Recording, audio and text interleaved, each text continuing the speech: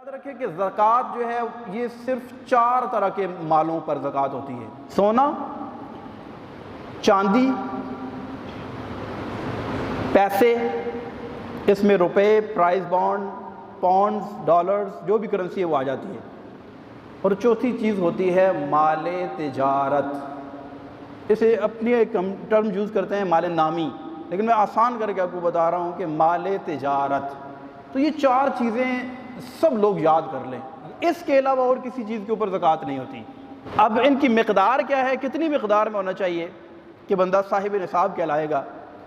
اگر کسی کے پاس خالی سونا ہے، مال تجارت بھی نہیں ہے، چاندی بھی نہیں ہے، پیسے بھی نہیں ہیں، صرف اور صرف سونا ہے، تو اس سونے کی مقدار یہ ہے کہ وہ 7.5 تولے سونا ہونا چاہیے۔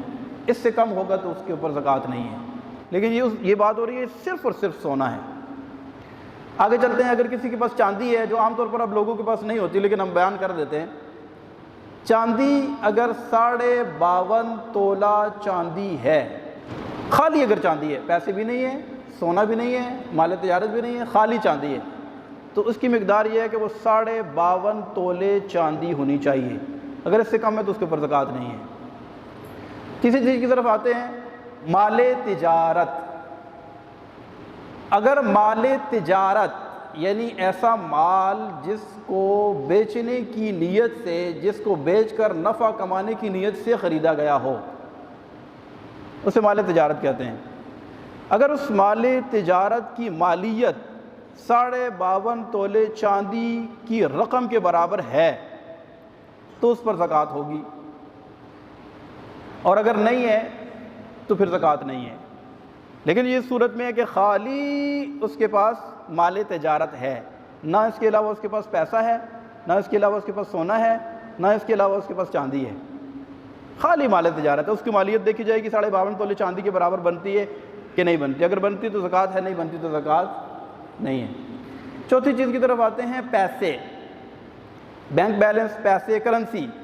اس میں پرائز بانڈز بھی ہیں اور جو بھی کرنسیز ہیں وہ ساری آتی ہیں۔ اب دیکھا جائے گا کہ اس کرنسی کی جو مالیت ہے یہ کتنے پیسے ہیں۔